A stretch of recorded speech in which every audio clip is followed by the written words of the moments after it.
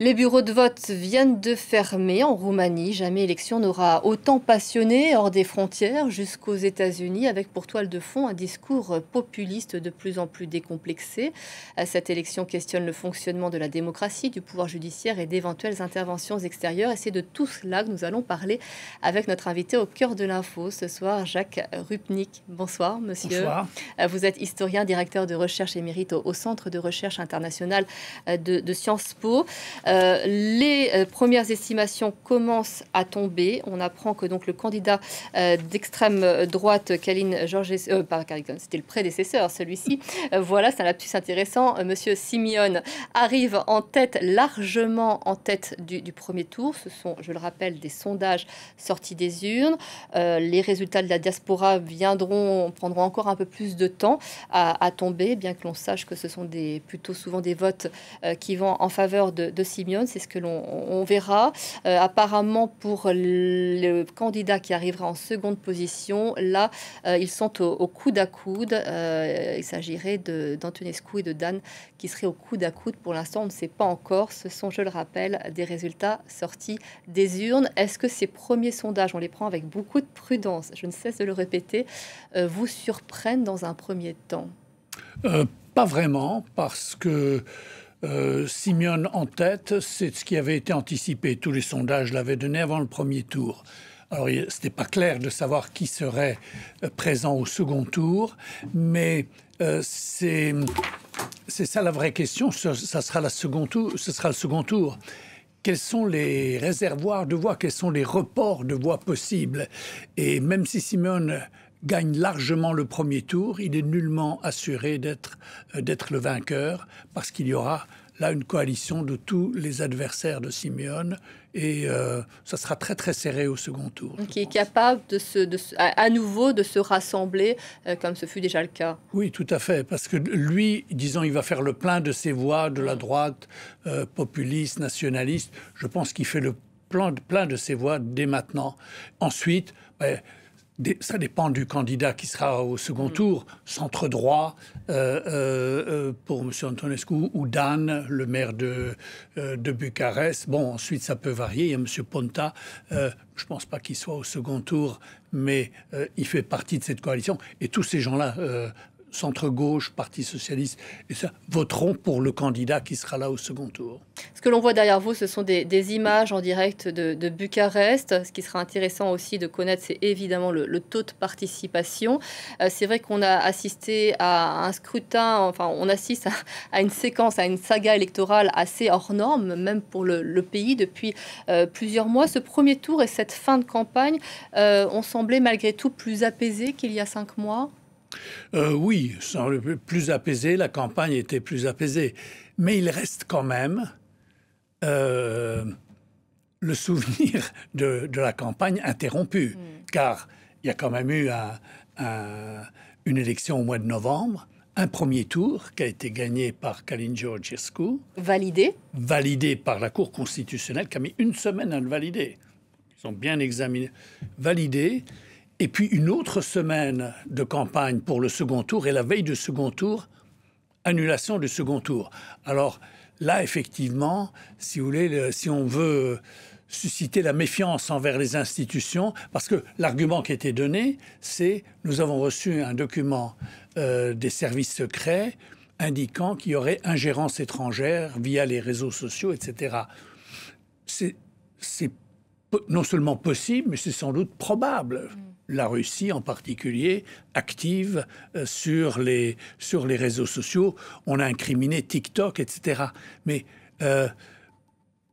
j'allais dire, si on devait invalider toutes les élections où TikTok joue un rôle, les réseaux sociaux sont, disons, contrôlés ou influencés par des acteurs extérieurs, on annulerait beaucoup d'élections. Et disons que, voilà, c'est cette méfiance-là qu'il s'agit de surmonter dans la préparation de cette élection. Je ne suis pas sûr que les autorités roumaines y soient arrivées, puisque c'est en quelque sorte le successeur de Kalin Georgescu, Simeone, qui arrive en tête. C'est quand même une façon de dire, vous l'avez éliminé à l'élection précédente, nous nous rattrapons en votant pour lui dans l'élection présente. Alors, oui. C'est ce ton très populiste que l'on a ressenti pendant cette campagne aussi, même du côté des candidats pro-européens, comme s'ils sentaient qu'il y avait cette colère quand même contre le système, qu'ils essayent du coup de rattraper en leur faveur. C'est vrai qu'on a du mal, ils ont peut-être du mal à entendre cet électorat populaire dans les campagnes qui a beaucoup de défiance, vous le disiez, renforcé par ce premier tour, ce premier scrutin avec cette décision de la justice, et qui du coup se tourne vers les réseaux sociaux. Et c'est là que se joue la campagne aujourd'hui. Oui, c'est vrai. Les médias, disons, officiels ou les médias établis jouent un rôle très, très secondaire dans cette campagne. Donc ça, c'est vrai. Mais nous observons en Roumanie ce que nous voyons ailleurs aussi, c'est-à-dire un pays divisé. Il y a les grandes villes, plus prospères, une population plus éduquée, qui connaît l'Europe, qui voyage pas mal. Et puis il y a la Roumanie des petites villes, économiquement moins développées, une population rurale. Et là, le discours nationaliste résonne plus fort. Donc, mais c'est quelque chose que nous observons ailleurs. Regardez, il y a en ce moment une campagne électorale en Pologne. Vous trouvez, là aussi, deux Polognes face à face. Et je pourrais continuer comme ça, bien entendu. Donc ça, cette polarisation-là, nous la retrouvons ailleurs aussi. Il se trouve que là, le candidat qui est présent, c'est vraiment un candidat nationaliste, extrême droite, il ne l'a pas fait pendant la campagne, il s'est un peu rétracté, mais qui avait fait référence à la garde de fer d'avant-guerre, c'est-à-dire un mouvement d'extrême droite fasciste ou fascisant d'avant-guerre. Donc oui, il y a ça. Il y a ce qu'il dit sur l'Union européenne et l'OTAN. Alors, il ne veut pas sortir de l'Union européenne, il ne veut pas quitter l'OTAN, certes, mais en même temps, il compare l'Union européenne à l'Union soviétique. C'est pas exactement ce que pense la majorité des Roumains. Ils pensent que voilà, être dans l'Union européenne, c'est échapper. Cette majorité justement roumaine, y croit encore, n'est pas déçue par ce bloc européen. Est-ce que c'est pas ça qui explique justement ce désir d'un candidat plus populiste qui se replie davantage, qui crée un repli national plus fort que d'autres? Oui, mais vous voyez, on ne peut pas réduire ça à une déception, par exemple, économique. La Roumanie a connu, depuis son adhésion à l'Union européenne, une prospérité incroyable, relativement parlant, bien sûr. Mais regardez les taux de croissance. C'est un pays transformé. Moi, j'ai visité la Roumanie à l'époque du communisme. Je l'ai visité dans les années 90 et depuis. Mais c'est un pays transformé. Et donc, oui, vous pouvez toujours dire qu'il y a des laissés-comptants, des laissés pour compte dans cette modernisation, dans cette transformation. C'est incontestable. Mais donc, je ne pense pas que l'argument économique pèse. Je dirais même au contraire.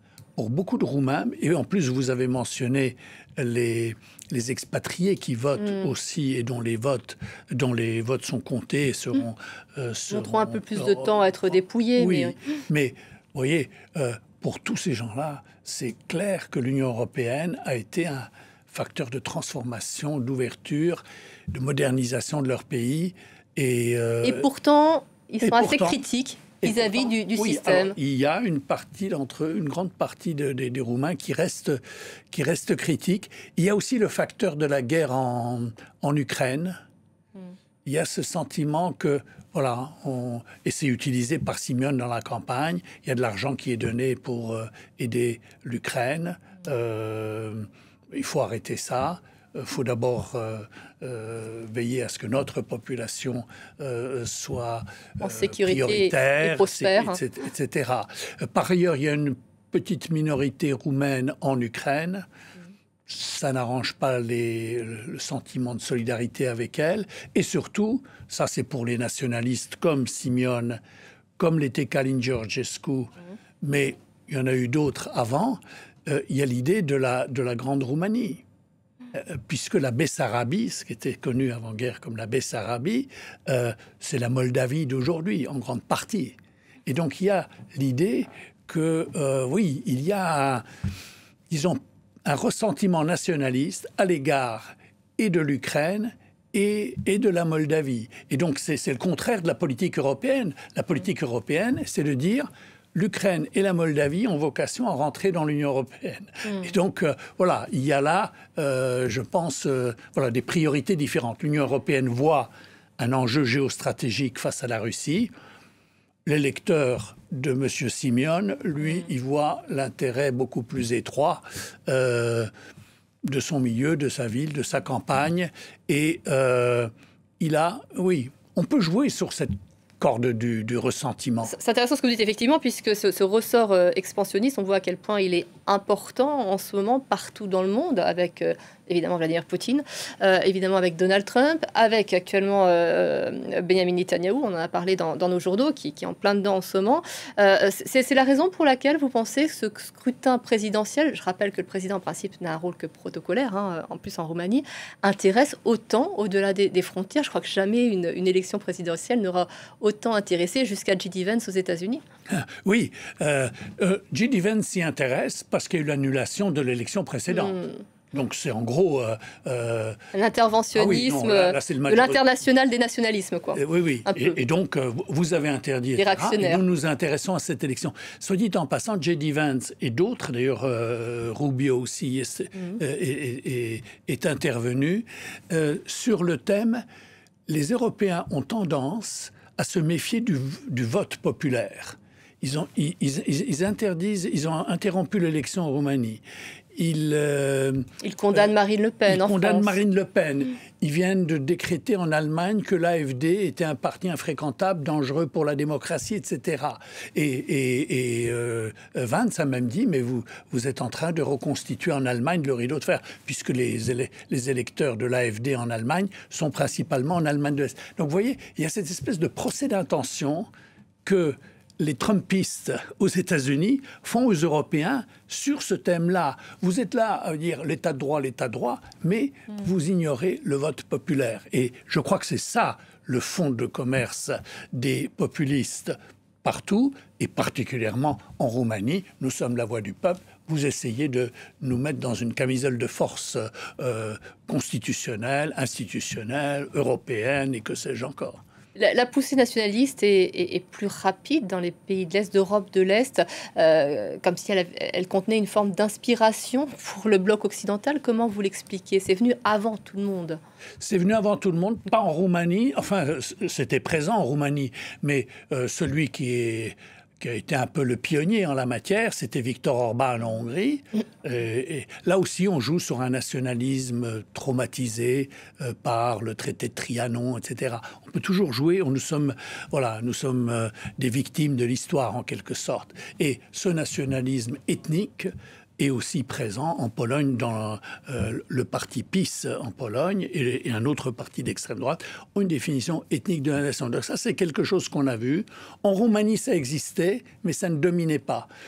Il y a l'élection présidentielle en 2000 en Roumanie qui opposait un candidat, c'était Iliescu, contre Vadim Tudor. Iliescu était le candidat post-communiste.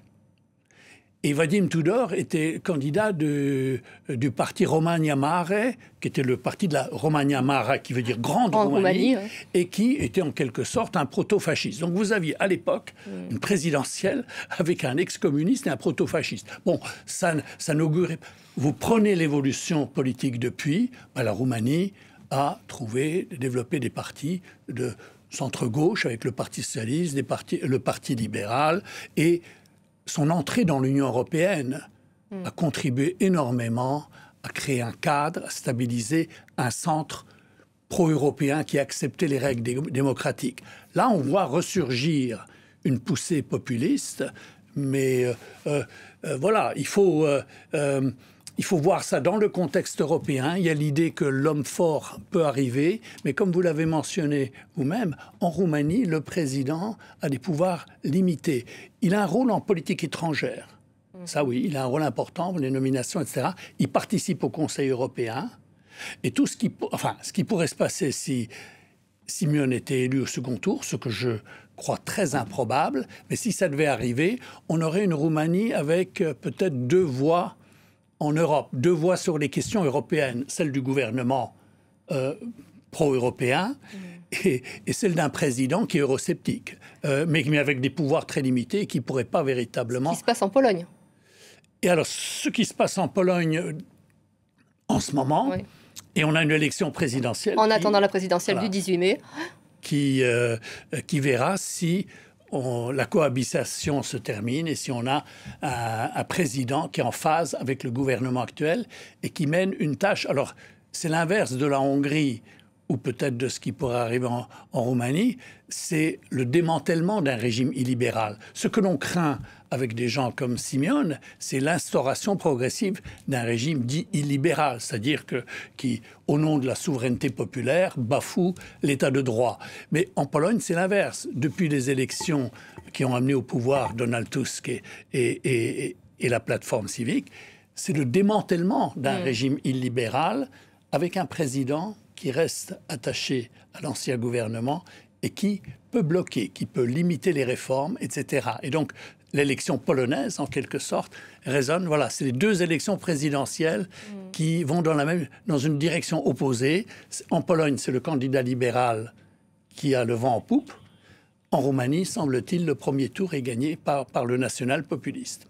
Derrière vous, c'est Georges Simeon que l'on voit qui réagit donc aux premiers résultats, ses estimations, vous le disiez. Donc il arrive, selon ses premières estimations, largement en tête, mais une coalition devrait se former. Et donc il n'est pas certain que pour autant il arrive en tête du second tour de la présidentielle. C'est ce que l'on va voir, puisque là il a utilisé tout son réservoir de voix pour être porté au pouvoir. Et maintenant il n'a personne pour le soutenir et pour battre cette coalition au second tour. Pour l'instant, ce sont des résultats provisoires, des estimations de sortie des urnes, puisque les bureaux de vote ont fermé à 20h. Je voudrais revenir sur le rôle qu'a joué la justice roumaine et qui pourrait en fait s'être sabotée en prenant cette décision d'interrompre ce processus électoral lors du dernier tour, donc entre les deux tours de la présidentielle. C'est vrai qu'on a vu, vous parliez de la Hongrie, Orban museler une fois au pouvoir la justice hongroise. On peut craindre du coup la même chose, que cette justice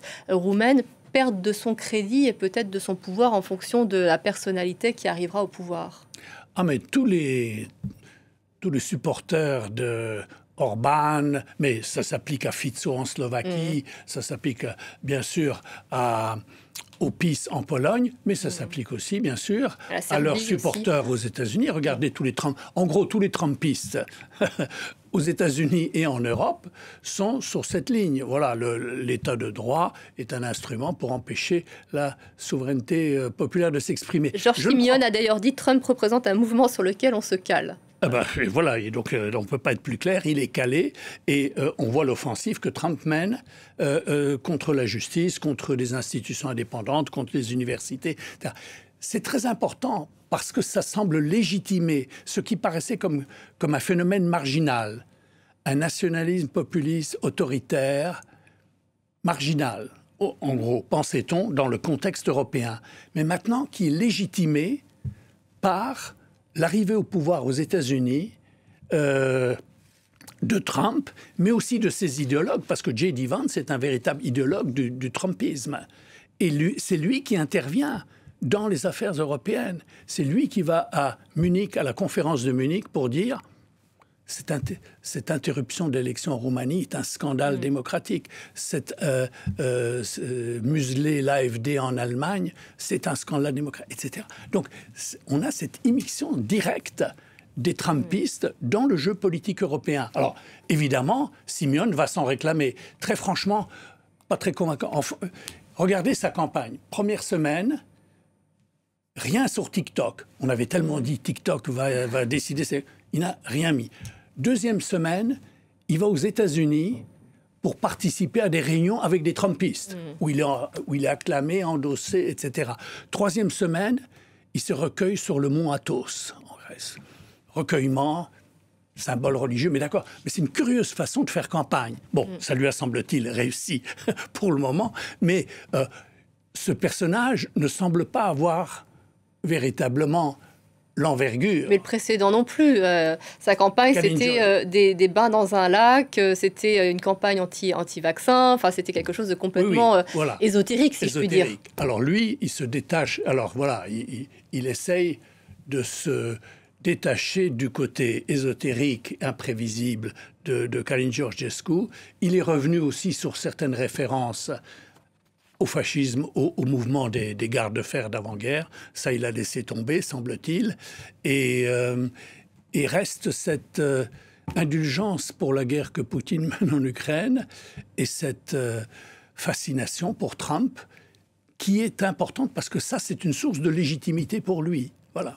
Que si le président des États-Unis pense la même chose que moi, vous avez peut-être une raison supplémentaire de voter pour moi. Et les autres répondent, mais nous sommes en Europe, nous sommes des Européens. Et si on veut garder l'arrimage européen de la Roumanie, il ne faut surtout pas voter pour ce candidat-là. Cette campagne de l'entre-deux-tours va être passionnante. Merci beaucoup, Jacques Rupnik, d'avoir partagé votre passion sur le sujet.